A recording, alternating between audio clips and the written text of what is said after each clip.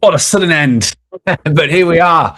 I believe, Sam, I believe we are currently not just live on our socials, but we are currently broadcasting live in Decentraland. We're going to just have a look over in Decentraland right now. There we are. Okay, so if you are seeing this right now, you can head on over to Decentraland and go over to the Web3 career world, which is 6,88. You will find us there. We're about to kick off this new workshop today, which is landing a role in Web3. Obviously, we'll dive into that, but first things first. Sam, hello. How you doing? Good, man. I'm watching myself on the big screen Isn't from it weird? Decentraland. It is a bit strange. I feel We're famous. ginormous. Like it's like I'm a football star, I'm playing in the big game. Exactly. Yeah, it feel very honored to be here. This is actually our very first workshop, and today we're going to be kicking off and diving everyone through how landing a role in Web3 and walking everyone through it. But I wanted to kind of dive in firstly, Sam, just to let people kind of know who you are, a bit of your background, specifically as well in your hiring side, and how you think you're going to be able to help people land a role in Web3 today. Yeah, sure. Very, I'd say it's very easy, but it's been a long career in this space so far. So I started out as a freelancer. So I was just freelancing, writing code, developer, probably like many of you listening, slinging code for a living. That's what I did.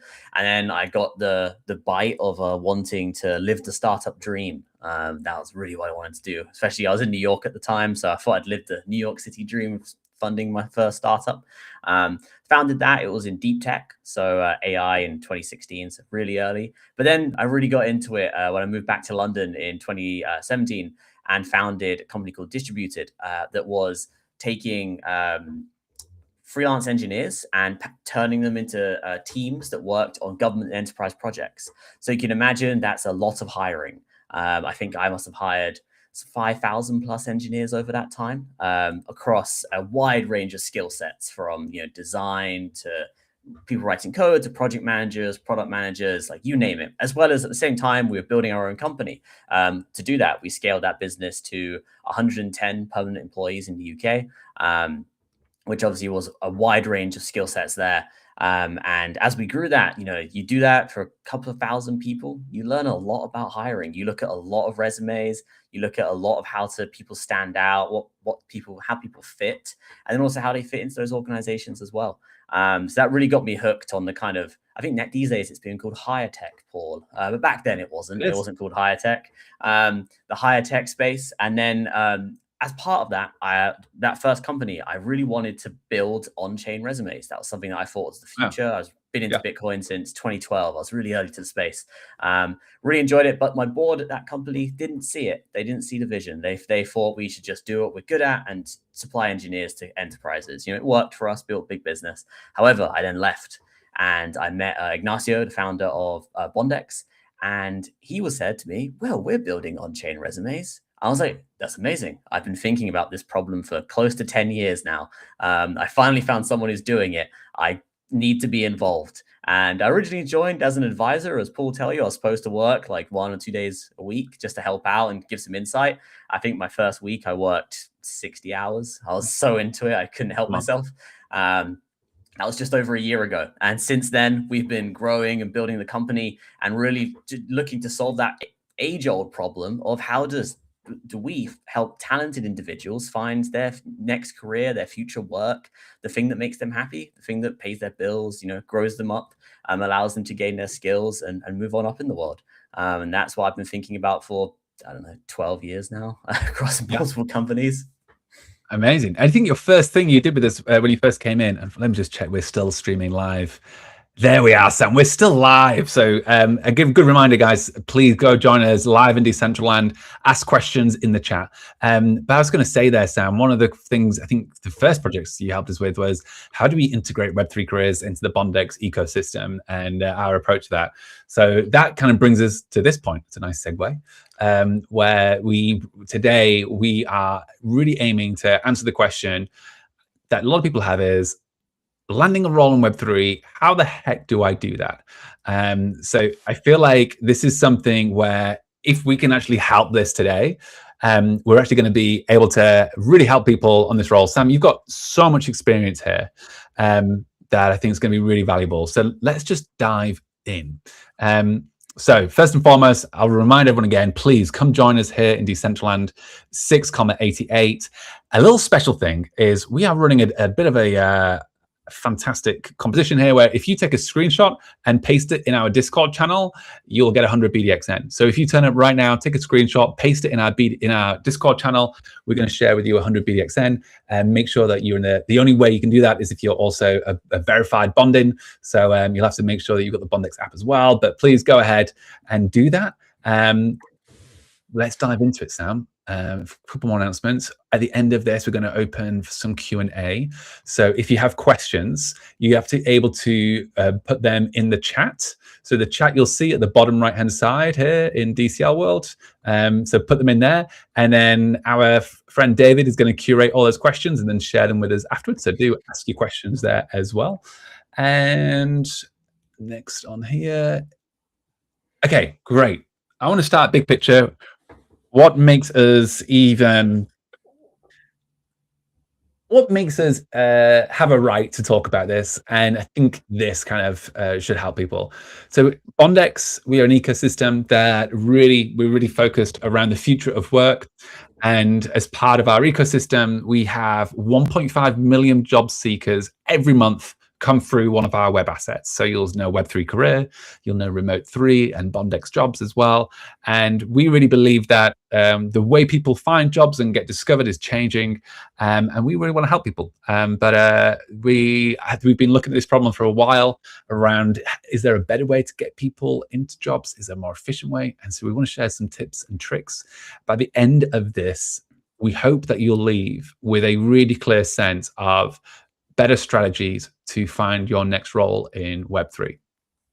So let's just dive straight in, Sam. This is a traditional job board. It's actually Web3 Career. It's a very traditional job board in the fact that it's just lots of jobs listed. You go through and you have a look. What is your kind of general take, Sam, in terms of the standard approach to applying for roles?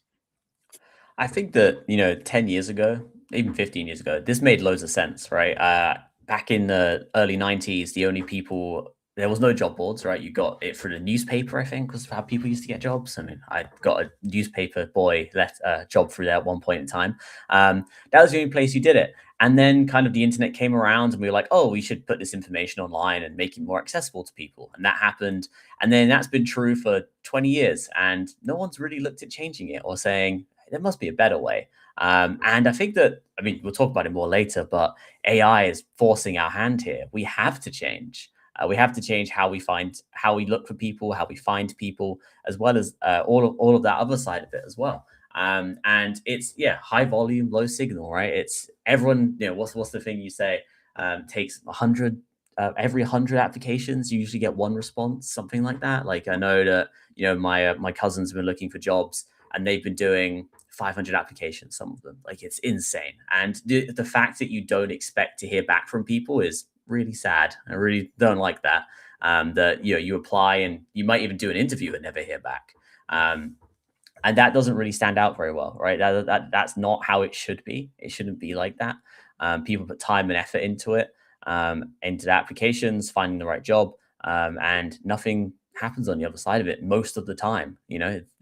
That's what happens there. And we want to change that. We want to make sure that we're doing better than that, and we're bringing a new way to think about that. So I think that Paul's got the main points here, especially in Web3. It's a bit more unique, right? A lot more community driven. The companies tend to be much smaller, which means that they are not so precise about what they're looking for, which gives you an opportunity as a candidate. Where previously, if you're applying to a big bank or something, they'll be really specific about what they want because you're probably one of 500 people with the same role in that bank. But at Web3, companies are smaller and they tend to be more flexible and more looking for people who are genuinely interested in what they're building. I don't think anyone wakes up in the morning and goes, I really love Citibank and that's my dream is to be a Citibanker. I don't think anyone does that. However, people might wake up and say, hey, I really want to be involved in DeFi and I want to build the next protocol of, the future of finance. I want to be a part of that. And that's what companies are looking for, especially in Web3. And that's maybe a big change if you're coming from the Web2 world, where I don't think most companies ask, why are you passionate about this? Because they kind of know you'd probably be lying if you were passionate about, I once had a friend who worked for a company that supplied all of the cheese for Subway. And I'm not sure I'd be able to pitch that I was passionate about cheese for Subway when I was in an interview. However, in Web3, the expectation is you are passionate because it's the future. It's, we're building it now, and you're going to be a part of that. So that's the difference. Be passionate about it. And to be passionate, you have to know, do your research, not just apply for any job out there, but really think about, why do I want to work for this company? Why do I want to be a part of building this particular piece of the future? That's the biggest piece there. I ask this question when I interview people for Bondex. I'm always like, why Bondex? What makes us interesting to you? Really good. And let me just jump on that second point. So the first point there is, there's going to be lots of options when you first start looking for roles. Make sure you know what it is you're applying for, and it's actually something that you want to apply for. And the second point here we've had down is, when it comes to hiring, there's so much better approaches than just clicking apply. If you do click apply, fantastic, good luck. But I think what you'll see as we kind of go through this presentation is really just how much noise that you're up against. You really the odds are stacked against you in kind of trying to find that next role. And so this next tip here is, direct access. There's always a DM of a hiring manager. And so always leverage, those mutual connections, whether it's through Twitter or mutual connections on Farcaster or LinkedIn, whatever platform, and try to find someone who may know someone who works there, and to get that warmer intro, because again, you're going to be struggling to kind of stand out. And then, a hot topic here, Sam, we've put it down, but using cover letters to show that you actually engage with the system. This is, I guess, I see it more as an opportunity, cover letters, to allow a candidate to actually create a genuinely interested, a genuinely authentic intent to want to work at the company. How do you see cover letters? Are they kind of redundant now? Should people kind of worry about them? I think that cover letter is maybe the wrong word. It maybe an old word, right? Because I receive a lot of cover letters, and almost all of them are perfect because you run it through ChatGPT or Claude or one of the big AI programs, and it can give you the perfect cover letter. So it doesn't matter anymore in that sense. However, things that I have received, I don't know if you ever received any of this support in marketing, but I once received someone who took our brand at one of my previous firms and annotated what they would change and why they thought this was better. And that was incredible to me. That person got the interview. Like they didn't end up getting the job, actually, because there was another candidate came through, but they got through the first stage. I was like, oh, this is really interesting. This is really cool. I once had someone who spotted a flaw in our in one of the in our website in the code, and they commented it to us. And actually, there's a very famous story about Apple doing this, where Apple once hid a secret in their source code, and if you found it, you could apply for a job. And there's a bunch of companies out there that have done that over the years. Now that's obviously very specific to engineering, but whatever role you are, like if you're a sales, like in sales, really interesting, right? You might say, hey, I see you guys putting out content in this direction. And I would guess this is your ICP. This is what I would change. This is what I would bring, and give some opinion, right? Give some opinion about it. And if you are giving a ChatGPT opinion, we'll be able to see through it. We spend all day thinking about our business and how we help people find more jobs. Humans are unique, and maybe one of the most interesting, I saw this online the other day, which was AI brings everything to the median, like it brings it to the middle. It brings it to the most average approach, which is brilliant for getting you off the ground. However, it's not going to help you stand out. So from there, like what you want to do is maybe use that, but then add your own flavor to it. Annotate it, put a little bit of effort in. That helps you stand out a lot. Totally. And Sam, I feel like you're fast forwarding on some of our slides here, so I'm gonna because we get some really solid points. And yeah, I totally agree with you that a cover letter, it's essentially a signal. And when you're getting an average response rate, like you said, about 2% is the average response rate we see from candidates, which is a huge pain point. So many people I put so much time and effort into this application, into this cover letter, yet I hear nothing. You do that once, you do it again, you do it again. If it happens then, you're like, I'm not going to do this anymore. It's just a waste of time.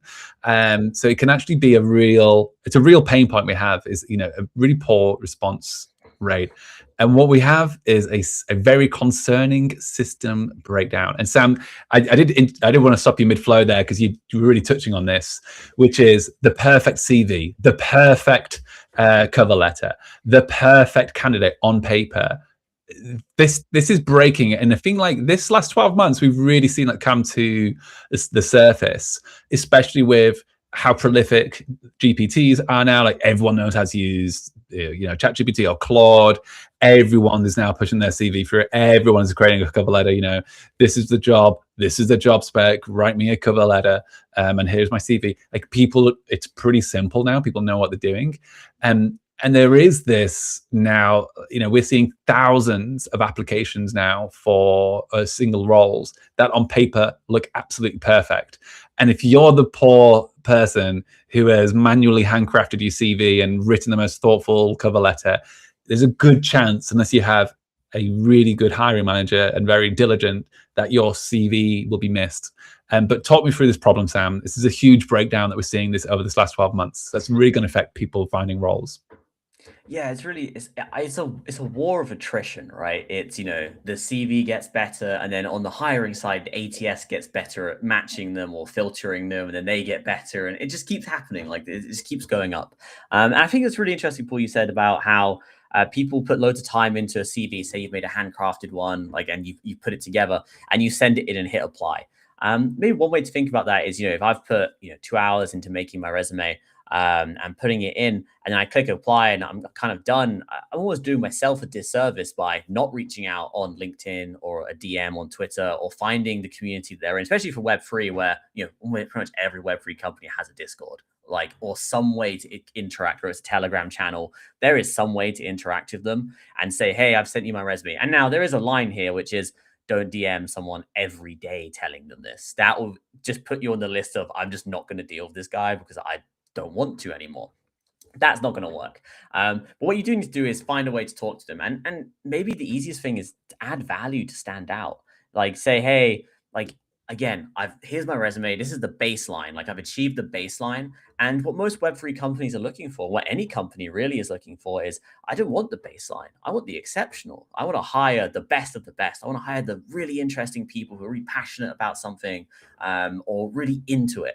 And those people, they don't just hit apply and leave it alone. They do more than that. They do because they want to do more. And that's how you stand out. And I think that, as much as, your parents might have told you, hey, yeah, apply for a job and you'll get one. That might have been true, 40 years ago when your parents last looked for a job. But that's not true today. The world's changed. And that means you have to change. And your approach and the way you do it has to change. And AI has only increased that. Much as it's made it easier to make the perfect resume, as you've talked about, it's also made the companies have easier way to filter it out. So you've almost just netted to zero. If we're back at square one. Yeah. Sounds a bit like, Sam, what you're saying is you need to build your signal, which is, and we'll dive into all these ways around building signal, because I think this is one of the most interesting points. AI is really breaking the system. And here we are. Look at this, guys. Just want to quickly show us. We're still live in Web3 career. In the Web3 career world in Decentraland. Give us a dance if you are on camera. Well, there we go. We can see we've got J King, we've got Laura Ish, we've got MK Dragon. Thanks so much, guys, for joining. We're going to keep going here with this building your signal. Sam, you gave some absolute golden nuggets there, because a lot of these CVs, like you say, are getting put straight in the bin. Being filtered out by AIs, being generated by AIs. We're having North Korean actors, a bulk apply for millions of roles and millions of candidates. And we're having now AI people show up on job interviews as avatars, or people reading from AI scripts and, that give live answers to the questions that they're being asked live on camera. So it's getting harder and harder and harder, right, to actually stand out, cut through the noise, and get hired, because you're up against it. You're up against a lot of AI, and the system's really highlighting it. Now, you spoke a lot there, Sam, about ways to add value and create signal, and I want to dive into more of those. You touched on a few already, and one of them I've called out straight away, which is the ways to, just before you even apply for a job, This is my Twitter. I've got nearly every single Twitter account has this little, message button. And the amount of people in Web3 who are just so open just to chatting to people on a DM, this is the weirdest industry for it, in that not many other industries are this open. But if you are in the Web3 world, you check your Twitter DMs and you respond to them. And one of the worst DMs you could ever send is, hey, are you hiring right now? Or, hey, I just applied for the job. It'd be great if you could hire me, right? So dull, so boring. Sam, those examples you gave before were awesome, which is, people reaching out, actually creating value even before the job's done, actually sending a signal. For me, this is the new cover letter, by the way. And before you dive in, Sam, because I want to hear some more examples. I was once working as a contractor. I loved this one company so much that I just ended up just voice noting the CEO saying, hey, I love this company. Here are a bunch of ideas that I think you would be awesome for you to start implementing. Let me know if I can come in and even just have a deeper look. Ended up coming in. I ended up doing a contract with them for 4 months. It was fantastic. I had a great time. And that was just because, that wasn't a job I was looking for. I just really loved the company.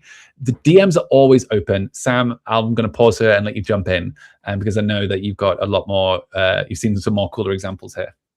Yeah, it's the DMs thing is really interesting because having worked in Web 2 world for a long time, my DMs were never open in Web 2 world. I never read them, I've never looked at them. But in Web 3, I get messages from people on Telegram, on Twitter, all kinds of places. Honestly, the weirder place you find me, the more likely you are for me to respond. And I'll give an example of, it's not exactly for hiring, but it is a sales example where years ago, to get one of my companies off the ground, we figured out that you could message people through the WeWork app and it would open a push notification on their phone. So, I sat there every day for 8-9 hours every evening, and morning, DMing everyone on the WeWork app because I knew it sent them a push notification. For that particular company, just to give a reference for how good that was for us, we did our first year when I was doing that, we did over £500,000 in revenue just off of that. And we had 40 different customers in 26 countries. And that was just because I went, everyone else is DMing people on LinkedIn. Forget that. No one's even going to look. How do I find somewhere else where they're hanging out, where they're going to see, and I'm going to message them over there? And you can take that exact approach. And it was sweaty. I'm not going to lie. It was tiring. My wife watched me sit there every evening on my phone, DMing people on the WeWork app whilst you watch TV. Because I was like, look, if you want a job, if you're looking to get into a career, you've got to put in the effort. And for then I was doing sales for my company. I was trying to get my company off the ground, trying to get that first money in the door. And honestly, the sweatiest thing you can do is probably the right thing to do, because people aren't going to do that, right? If you think about talking about that kind of being above the average, being above the middle, people in the middle, they don't sweat. They're not trying. They're not putting in the effort. And you've got to be smart about it, right? You've got to not just, DM people endlessly on LinkedIn. That's not going to work. You've got to think of a little bit outside the box. Where are people going? What are they doing? How do I add value? Yeah. I think that's the best example out there for that. And you can go into the physical world, or even on stuff like Decentraland, right? You can go to lunches, go to dinners, go to events, especially for Web3. There's so many events. Every city, or in a city, every town has events for Web3 every week. That's how I got into Web3. When I left my Web2 company, I was like, I want to go work in Web3. I want to be part of the future. I just started going to free events because and having chats with people, and slowly just moved around, met enough people, got invited to different private events. And then from there is where I met Ignacio, the founder of Bondex. Because it was sweaty. I was out 2 or 3 days a week at events, meeting people, chatting, trying to provide value and give insight into their businesses. And we talk about ideas. I was doing anything I could. I wasn't even really looking for a job. I just really wanted to be in the industry. And I was just trying to find out what was hot, what was interesting. Really good. I love that. Essentially, when in those conversations, what you're doing is you're then taking time to think into the problems that person is solving. And you come up with ideas there straight away, which again, I think we've put down here, contributions open doors faster than credentials. I think this is massive and probably one of the most underused kind of hacks in terms of finding those next roles, which are when you're actually looking at a company that you want to work with or want to work for, and you then go find that person who's maybe the hiring manager that you want to work with. Say you're a marketer, right? Doing like a quick breakdown. Hey, I just did a quick breakdown of your messaging on your website. Here are just a few thoughts that I'd love to have. Happy to have an extra thing. Happy to have a quick chat and to talk through it. You're not even saying that you're applying for the role. You're just saying, hey, I've spotted these things. If you're an engineer, you do the same around the code. I examined some of the code on GitHub and made I forked it over here. And if you're a sales guy, it's like coming, hey, been looking at your sales thing. I've looking at these other ways. Here's a pitch deck I've made. Just anything, something that you can spend if you really want the job, and that job's going to pay you a good amount. Can you afford to spend 15, 30 minutes just ideating, putting some thoughts down? And then when you do show up for that, like, how do you make it hyper personal and all the rest? And for me, voice notes, winner, looms, absolute win. Put your face out there, and I'll come on to that later. But like, don't just send a generic voice note to a Google Drive link. I think there's so many cool things you can do here. And you know what? Everyone who's ever hired someone will always tell you will remember the people who showed up with value first and contributed first, because it's so rare that those people always stand out. So I think for me, it's one of my favorite tips, is create value, share it with the company or the person that you want to actually work with. And whether that's in a meet in real life, showing up and having those conversations, ideating on their behalf, trying to solve their problems, wrestle with it. Or if it's just totally cold, showing up in their DMs, being like, hey, I've been thinking about a problem that you've also been thinking about. Here's my approach. Here's my solution. What do you think? And that will, I guarantee, start a conversation. I'm going to flip to the next slide here, because this for me is another way, which is, essentially what we want to do is think about signals. If the traditional signal is becoming weaker and weaker of here's my CV and here's my application, what are these new signals? So we just spoke about the first one, which is showing up, creating value. But there's another signal, which is this idea of like, what can you do that is on chain, that kind of will always be attached to you? And so that's why I love Decentraland. Let me just give you guys a quick shout out again. Oh, look at this. This is great. We've got Jay Kring still here. We've got Karasama, we've got Ryumi. It's great to see some of the Bondex people there. We've got Bay. Fantastic. Hello, Bay. Really cool. So guys, thanks so much for joining us. We'll keep going on this workshop. But one of the things we love about blockchain technology is that it creates an irrefutable record of the work that you've done, the communities that you're a part of, and the experiences that you've had. And so being part of a community like Decentraland or in these things, that creates a bit of a breadcrumb in terms of who you are, what you've done, the worlds you've created. It's on-chain and it's assigned to you. And for me, this is something that is really, really interesting around how blockchain can actually start helping people show up and get discoverable, because it actually allows them to create a breadcrumb trail of work and a breadcrumb trail of, hey, I'm part of this community. I'm really interested in this. I'll pause there. Sam, what's your kind of take here on kind of on-chain communities when it comes to finding roles?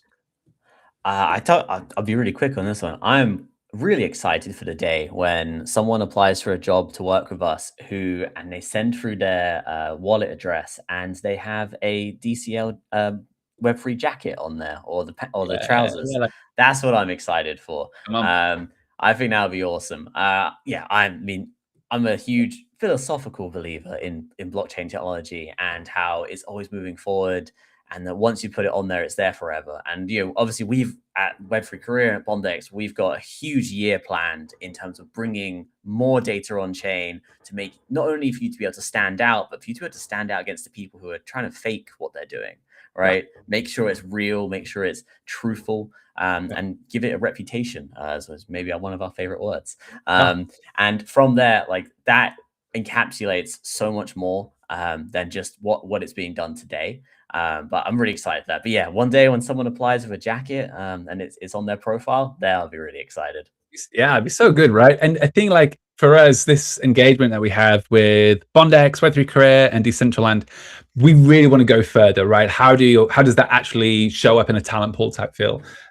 which does actually become our next slide, Sam. Here we go. So we really believe in this idea of how do you become discoverable. So we've touched on a few things so far. We've touched on the traditional approach, the generating signal, but then there's a whole area now around, well, you've maybe done the traditional approach, you've generated some signals. How do you then actually become discoverable?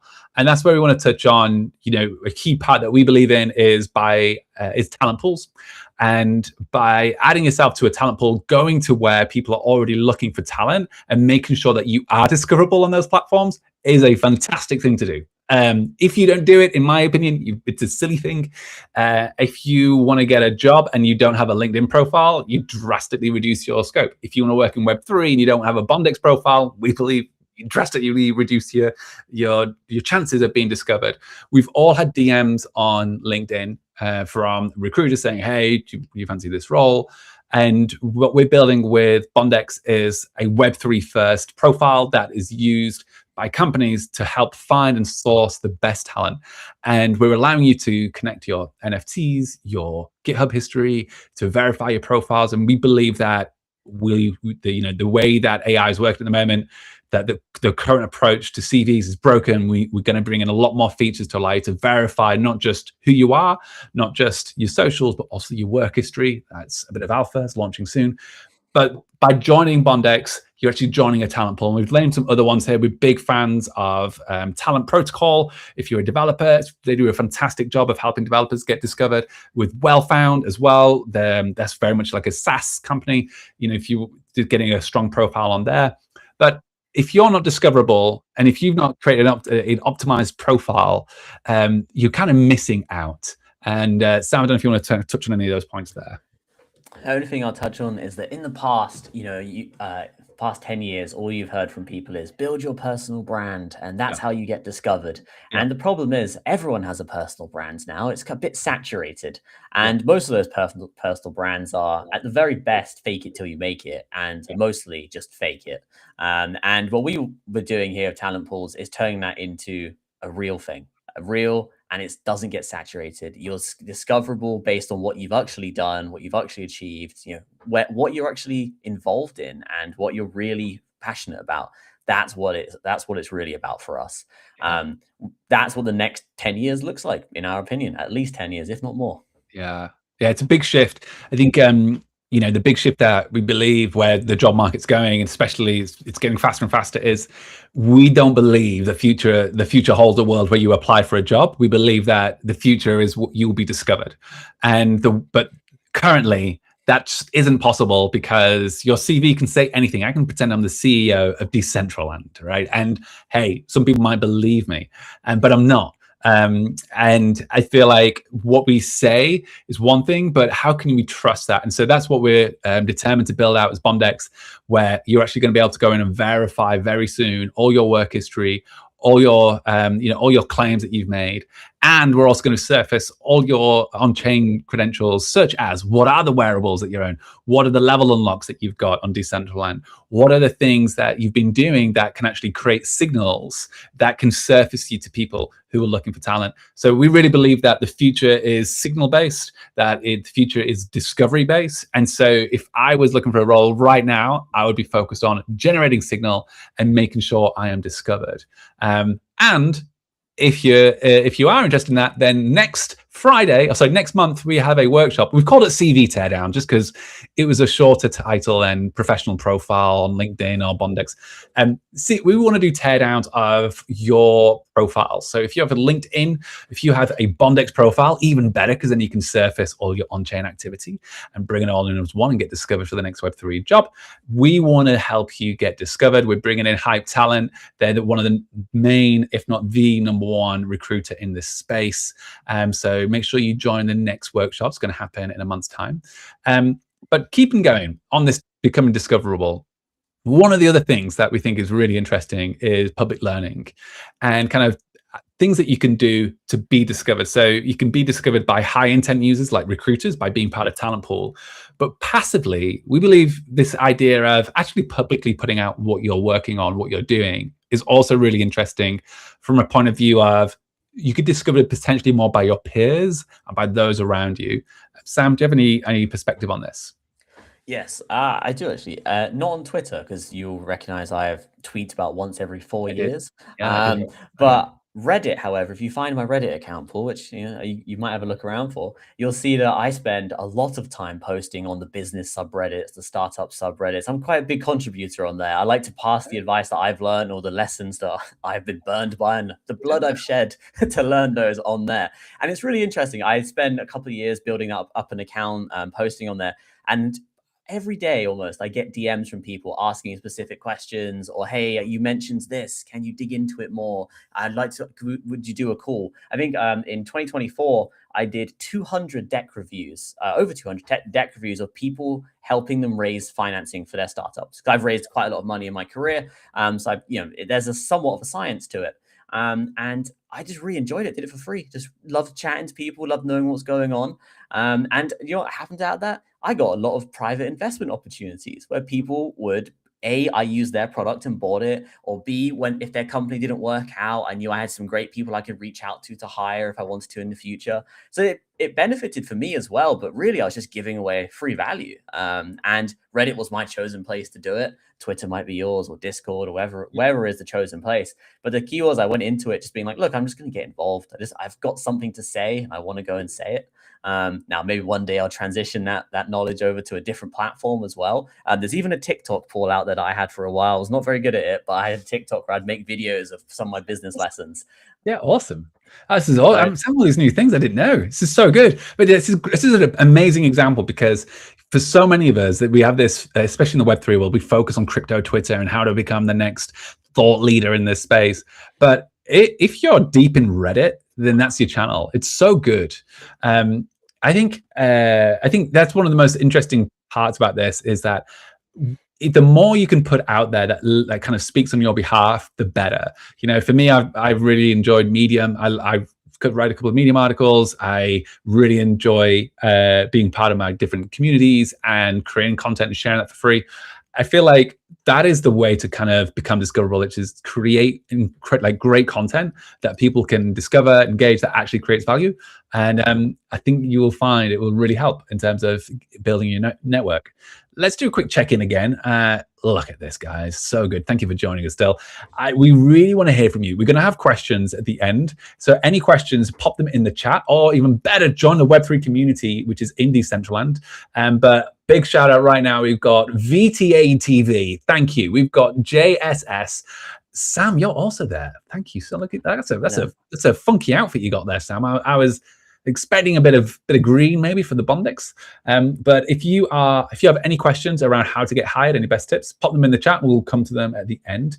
But I want to touch on the next one now, which is an important point around crypto, which is make sure that when you are trying to land your next role, that you do your own research. There is, guys, a lot of scams. We have to just call this out. Definitely in this space, there's a lot of scams, and there's a lot of grifters, and there's a lot of rug pulls. So we've heard some really bad stories so far. Sam, I'll let you jump in at this point. Yeah, it's one of the downsides of being in what I like to refer to as the wild, wild west of the internet. There's the upside of you can build something out of nothing and it can take off overnight, and there's the downside that you may get hit by some bandits on the road. And I think the main thing here is just be careful. Like, keep your head on, ask someone else if you're not sure, and if it feels too good to be true, it probably is. Unfortunately, at least in my life, that's always been the case. And I think that is the real thing here. Like, be careful of anyone. Yeah, you've got it on there. 100% token pay. Don't do that, please. It's just like if you have 100% commission job, they're not real jobs. Generally, they tend to be multi-level marketing schemes or something like that. There's just a crypto version of that. Unfortunately, because the cryptos move fast, break things kind of methodology and philosophy, it's attracted some of the wrong people. However, I will say that over the past few years, crypto is growing up. I'm seeing more peers of mine from Web2 who I knew who built companies or worked at big firms entering Web3. In fact, a ton of my previous employees at my last firms are in Web3 now. So it's definitely growing up. It's becoming real. in the best way possible.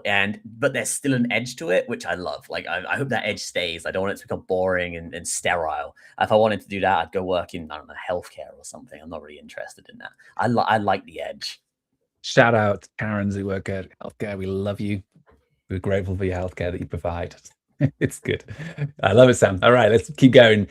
You've applied, you've created a signal, you've made yourself discoverable, you've checked they're not a scam, and now it's time to nail the interview.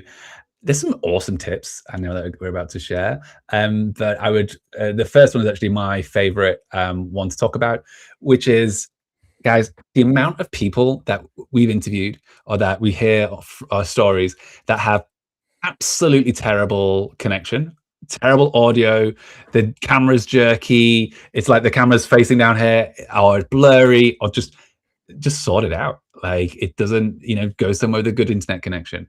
Absolute zero. Like, number one, make sure you've got good audio. If you've got like a microphone, use it. The only experience they have of you is three. One, which is who you are, what you say, what you do. Second one is your visual, so that's your video, and the third one is your audio.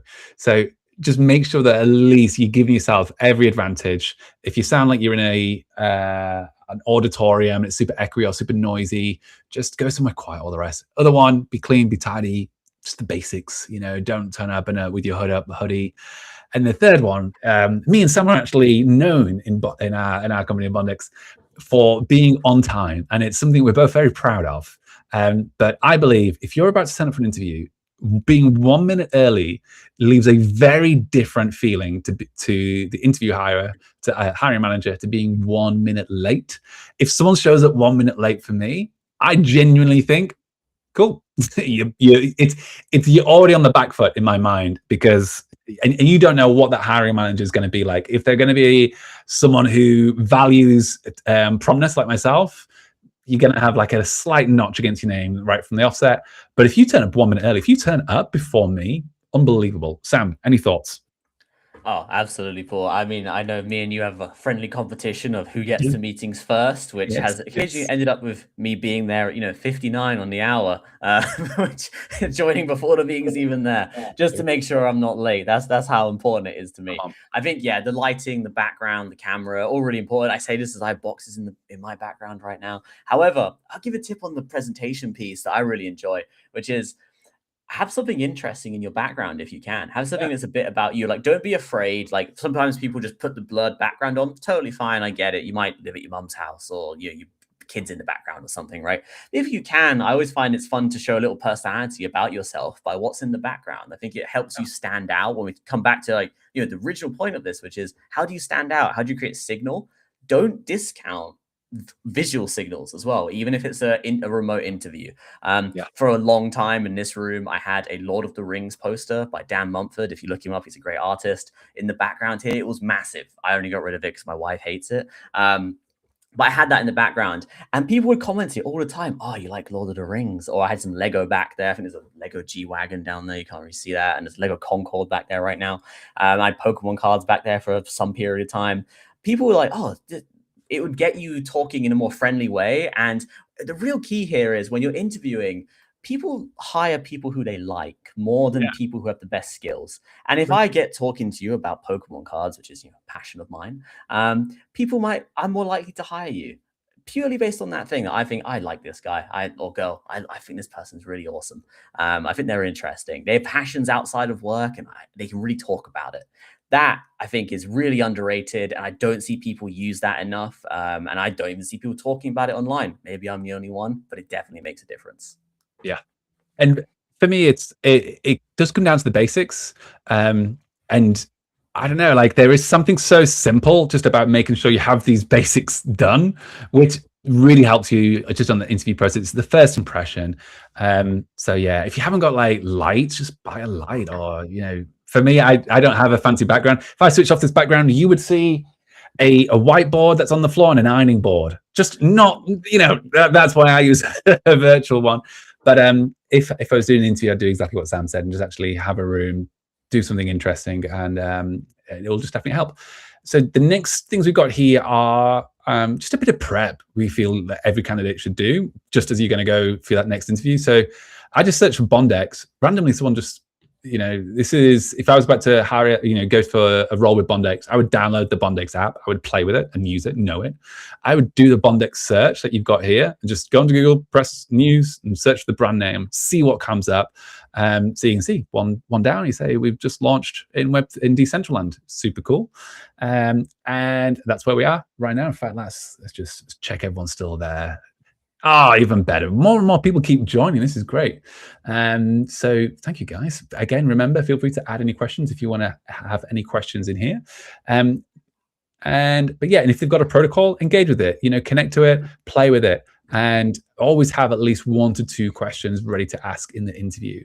Sam, any other kind of preparation style things people can do before an interview to make sure it goes well? I mean, the questions one, I can't overstate how important that is. Like, it is, if you don't ask questions in an interview, on my little scorecard that I'll use when I'm interviewing people, it's just an instant, really black mark. Like, it genuinely, like, it sounds so stupid, but it's such a big deal. And I've had candidates, the first question they ask is, hey, I just want to confirm, and some benefits, or it's kind of like, what do I get? I'm like, it's so, sorry, I've interrupted, Sam. It's such a basic, though, not to have ready. Yeah, especially if they're questions about the company's strategy, or if it's a startup, for example. One of the easiest questions to ask, which shows to me that you know about startups, which is, how much runway do you have? If someone doesn't ask me that, maybe not in the first interview, but definitely by the second interview, I expect people to have asked me that question. And if they haven't, I go, have they worked in a startup? Do they understand the environment? Do they know how fast these things move and what's expected? It leads to a derivative set of questions that may not have been there before. So yeah, ask questions. Just always have like 5, 10 ready to go. Like, just pick out the ones that are most relevant, based on what you're doing. Also, the other one you don't have on it, Paul, take notes. Always be seen to be taking notes. I know AI note takers are out there and we all use them, but like, if I see you like jotting down on a little post-it note or something, it's a little positive in my mind. Sam, that is such a good hack, because you can actually write anything down, right? They're not going to be able to see notes, but just the fact, get a good pen, not a chewed off one like I'm holding at the moment, but get a good pen, write it down, nod when they say something and just write it down. It's such a small tip. But yeah, you're right. That's so true. Like, people do that. There's something about them that says, okay, this person is clearly, very detailed, doesn't want to miss anything. Perfect. That's a great attribute to be accredited with. Exactly. It's an accumulation of lots of small things, right? Not any of these one things is going to swing it either way. But if you do, 10 good points, it builds up in interviewers' minds, especially if you like me, myself, and Paul, who are interviewing. Sometimes I might interview 10 people a week for a role, even more. And when we were recently hiring, I was doing 50 interviews. Like, it just builds up. Those little things just stand out when I'm taking my notes after my call about each candidate, and I'm putting that to what I'm not comparing them I might not be comparing candidates for 2 weeks. I might do 2 weeks of interviews and then be running back through my notes to see who to move forward. Like, don't assume it happens later that day, because it doesn't. You've got to do things that stand out over time as well. Yeah, so true. I think, in the recruitment world, they call it hygiene factors. So what's and this just is one of those ones where it's as basic as washing your hands after you've been to the toilet. You just should do these things. You should do, like, if you don't do them, it's just a basic hygiene. And then I think we're going to move into, once you actually get to the interview itself. And for me, the big thing with interviews is that you're most likely, let me just actually dive into here. I'll dive into 3 pillars rule. But one of the things that I think is really important, even before you think about what you're saying, which is this concept here, I think one of the things a lot of people miss is understanding that this person that you're speaking to is most likely spoken to 2 or 3 people previously than you. So, like, maybe just come off the back of a few calls. And your energy that you bring is probably one of the most important things. So what is your tone? And sometimes, me and Sam have both spoke to candidates where they come on the call and it's like they don't want to be there. So first and foremost, bring an energy that makes it very clear you're glad to be here and you want to be here. If you're just murmuring, murmuring, and just like blasé, then great. Probably not a thing. But if you're just saying, hey, I want to be here, with your energy and how your stance, that's a big win. Anyway, 3 pillars.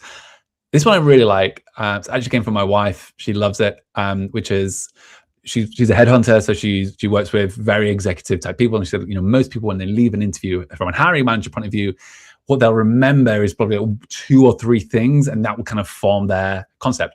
So why don't you reverse engineer that with every time you go into a role or into an interview, and actually think to yourself, what are the 3 things I want this person to walk away from about me? So an example here would be, okay, that I'm very proactive, that I'm a high achiever, and I'm very easy to work with. Those might be 3 things. You could choose whichever feel resonate the most with you.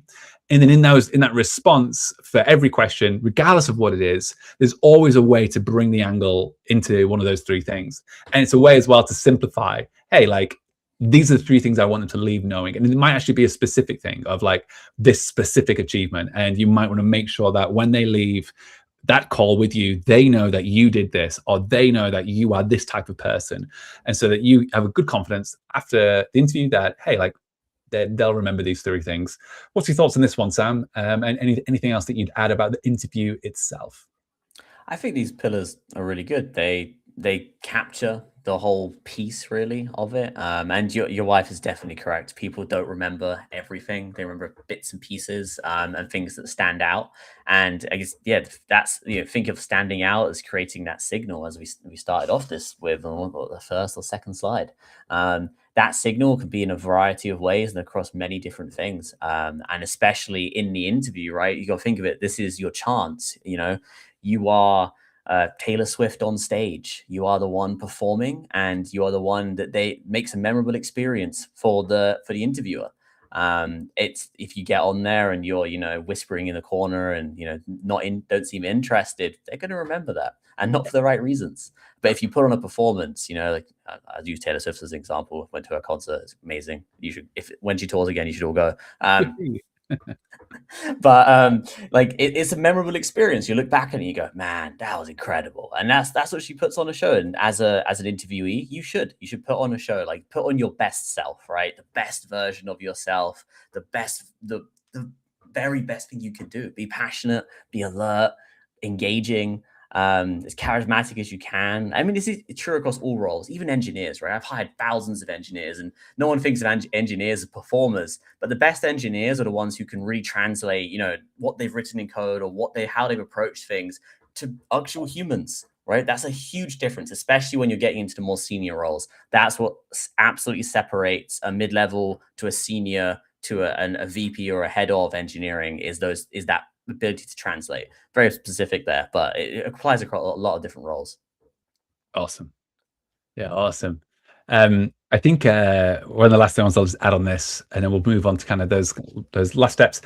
I will add that when you're being asked a question in any interview, they are, in my perspective, most questions are not seeking the right answer, which is where a lot of people go wrong. Of like, I want to make sure I'm seeing the right answer. Most questions are trying to understand how you think, the way you see the world, and your perspective. And even better if that has been tried and tested. So when questions are coming up, I think also channeling it through that, which is, this is an opportunity to present a framework that I see the world in. Is there a tangible example I can attach to this framework, and can I tell a story and help kind of bring that to life in some degree?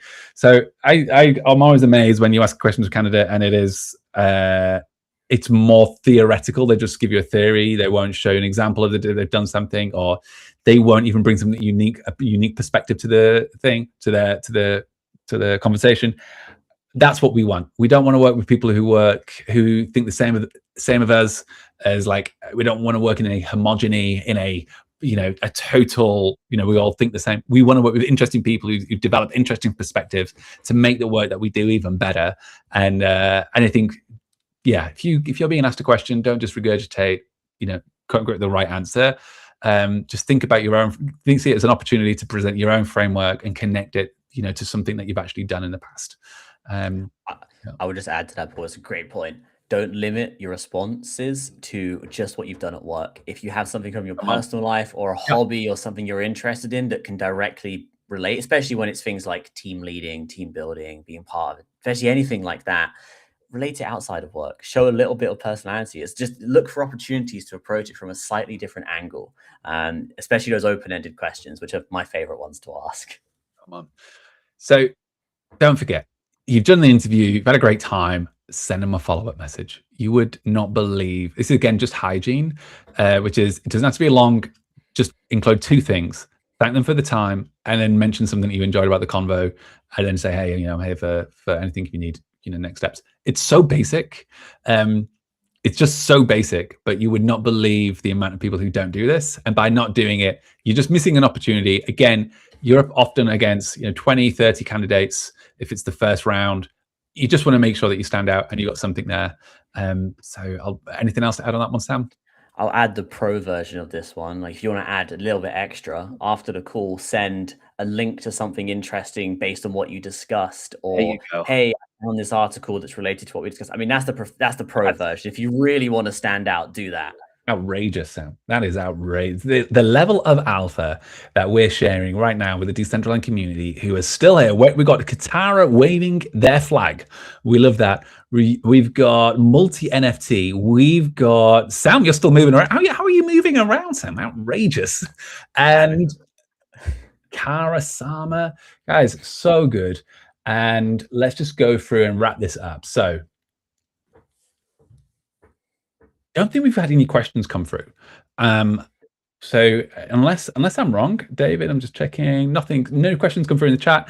Last chance, guys, to add any questions. But if not, we're going to go and let's just wrap this up. So we really believe the future is that you'll be discovered. So we do believe in some sense, stop applying, get discovered instead. That's what we're building with Bondex. So please, an action you can take today is to go ahead and create your Bondex profile, get added to the largest talent pool in Web3, used by the world's top companies to find their next talent. So do go ahead, create your profile, increase your reputation. Sign up, guys, for the next workshop, which is going to be the CV teardown or the professional profile teardown with Hype Agency. That's going to be a really good one in a month's time. And by that time, that'll give you plenty of time to build that Bondex profile, to connect all your NFTs, connect your wallet, to get that reputation score up. And then we'll do a live teardown in Decentraland. And also, do not forget to claim your exclusive wearable. There's only 1,000 available. So we want to make sure that you can look as cool as our friend here, Mr. Web3 Career, who's ready to go. And we've got tops, we've got bottoms, we've got everything ready. So please go ahead, claim your wearables in this world. And here we go. How do I get a job as a fresher? I don't know what a fresher is. Do you know? Do you know what a fresher is, Sam? You're not very British, Paul. A fresher do you mean like a university fresher? A fresh graduate, I'm gonna guess, right. or first year in uni as well. Okay. Come on, Paul. You're I was thinking, is this okay? Yeah, I understand. I'm with this. Okay, great. How do I get a job as a fresher? Sam, take it away then. I think the first thing, get involved, and it's the great thing about Web3, right? You can get involved and show that you can show your skills. Like one of the things you'll find really hard when you first graduate school, or even in school, is people ask, well, you haven't done anything. It's all theoretical in your mind, right? Yeah. You've learned it at school, but you haven't applied it. If you're doing something like computer science, most of the stuff you learn is decades out of date by the time you learn it. And every hiring person knows that. The best thing you can do, work on a side project, build something, and be able to show that off. Because then that shows, hey, not only have I learned the theory at school and gotten the degree and paperwork that says I know it, I've also applied it. And I can show you where I've applied it. I can show you how I've done it. That is by far the best thing you can do. Yeah, signal over noise. And I think a lot of uni students, they often rely on the fact that once I achieve this certification and somebody else stamps their authority on me that, hey, like this person has passed whatever degree it is and has a certain level, then the doors will fly open. And I think you're going to quickly realize they're not.